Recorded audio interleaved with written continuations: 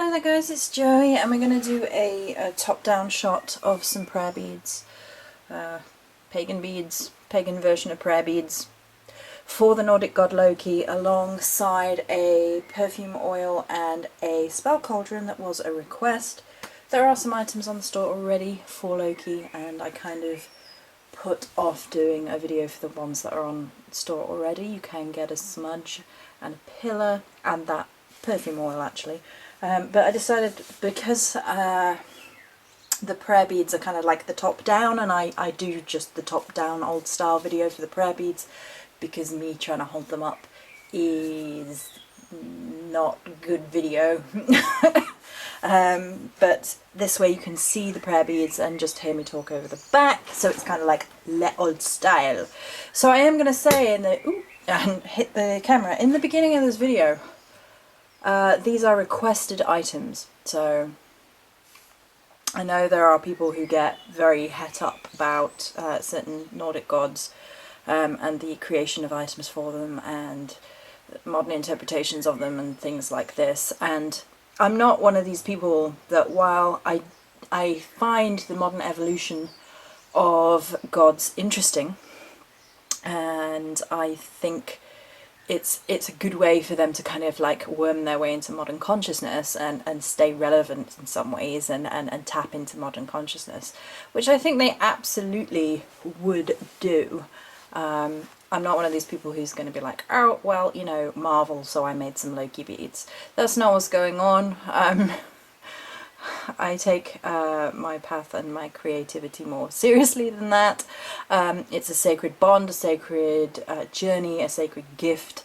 As far as I'm concerned, from the Morrigan, it is what I was put here to do, amongst other things.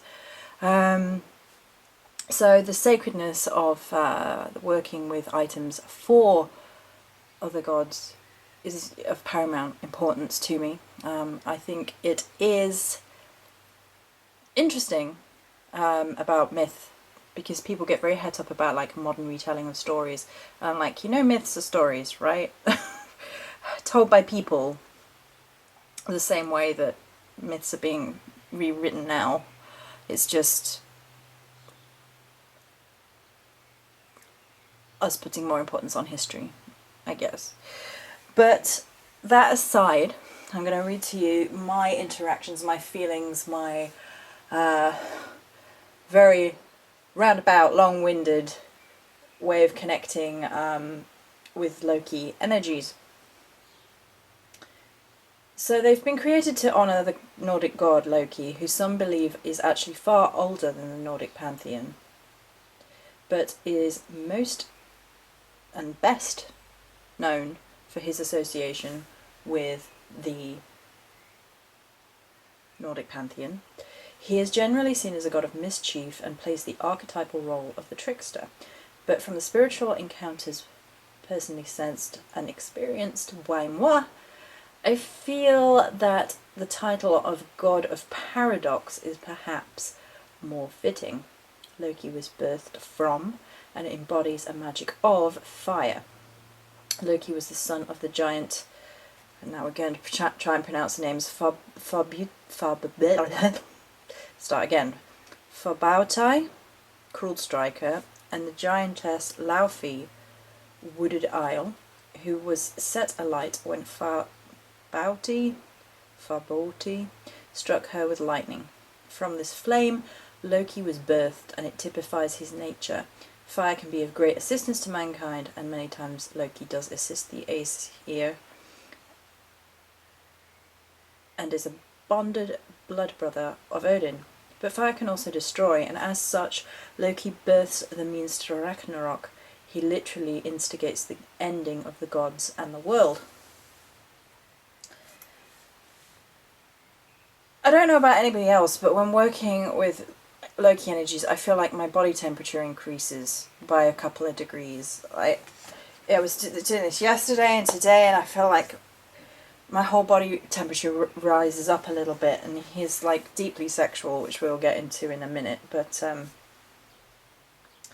so Loki actually gave me one line Now, bearing in mind he was shapeshifting the entire time, he refused to be pinned down, he refused to have like one thing to the fore. Making the smudge was interesting. I'll talk about that in context, but the line I got in meditation was mockery within truth, sleight of hand faster than the eye, if only the mind has the wit to see it. When is the fool not the fool? Loki in meditation.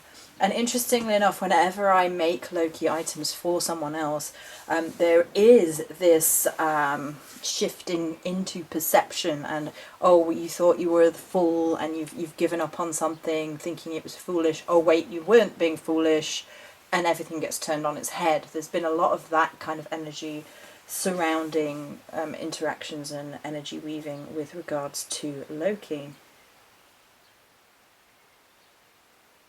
So when I was trying to make the temple from the energetic matrix of the starry smudges, the paradoxical nature of Loki was at the fore, making the creation of the smudge akin to the law of Loki. It was a very odd journey indeed.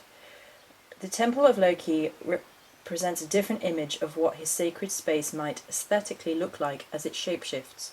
Loki himself was known to shapeshift and even transcends gender in doing so. He birthed the many-legged Sleipnir after shapeshifting into a mare, a female mare, and mating with a stallion. Svadifari.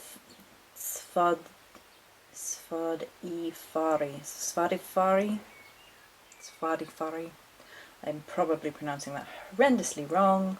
And he mated with the stallion in order to help defend Asgard in the fortification of Asgard. As a result, Loki seems to enjoy playing with the expectation of what his temple might appear to be, preferring on most occasions to defy or subvert a person's expectations. And then on the occasions other than that, he then meets the expectation of what the person expects to see, because the individual wasn't expecting to have their needs met. It's a very odd journey indeed. This is when I was trying to create the energetic temple with regards to the smudge, and it kind of tapers down energetically into all the other items. Yeah. Ultimately, his temple revealed itself to me, bear that in mind, to be of shadow and flame, presenting flashes of insight and illumination. There was a heavy, lulling sense of earthiness that could almost lull one to sleep if one was not careful. And then suddenly there would be a wild spice scent in the air to jolt one into sudden awareness. This once again spoke of the paradoxical nature of Loki, testing one's ability to resist being hindered, providing answers in riddles, and measuring the depths of one's wits to see if the individual resisted the temptation to dull one's senses. Additionally, there is a primal, carnal, lustful sexuality that accompanies every image and energetic pulse that Loki lent to the visualization of his temple. It felt like a sexual temple wetted by fire, which should come as no surprise, as Loki's appetites were vast, varied, and at times in the mythology seemingly bizarre, or at the very least pushing the boundaries of what was considered usual. Loki is said to have seduced all the goddesses of Aesir and had many lovers and trysts outside of his marriage to the goddess Sigyn.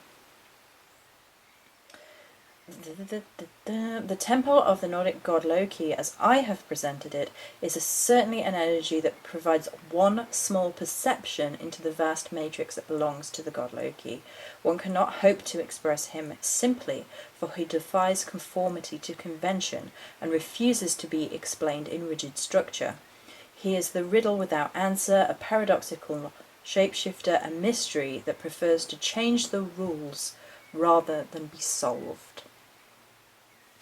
Which is my interpretation of the energies that lent itself to the creation of items for Loki. So the prayer beads and the oil and the cauldron were all a request, and I decided to do a top-down video for this rather than anything else. It does lend itself better to the prayer beads. The prayer beads are, and I've just shut the book, the prayer beads are made of 3 kinds of jasper. And this was something that I felt very drawn to right from the get-go. And we have like the red poppy jasper, the black and grey jasper, I think it's also known as picture jasper, and then the beige sand jasper. Okay. So the poppy jasper in particular lends itself to the deeply sexual fire element in my mind. It kind of has like an earth fire at the first chakra, the Kundalini energy to it. It's very much about enhancing one's stamina, one's endurance, one's life force, strengthening the root chakra, the connection to earth. But I also feel that there is a very strong fiery energy about the red jaspers. Then the sandy jasper,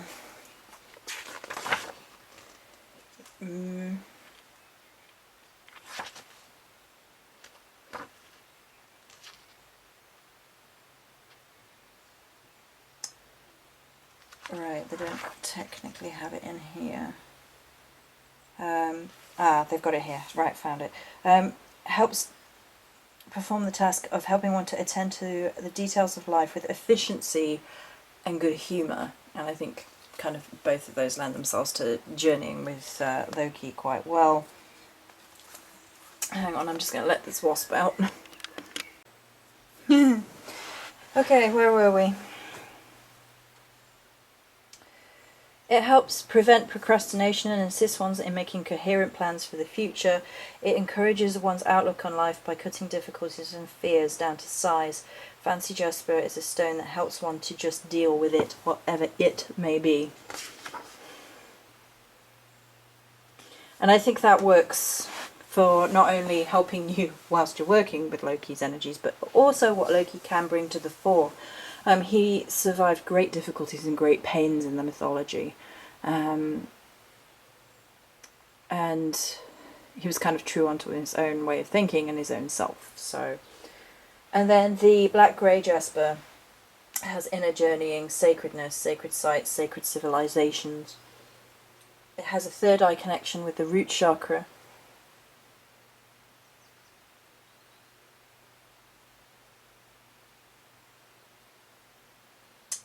It kind of for me, it's kind of like the punctuation stone, and it kind of helped ground everything. It added a layer of sacredness. It added a layer of deep earth energy to. It's very much a fire and earth kind of feeling to these particular prayer beads, and helps us to connect.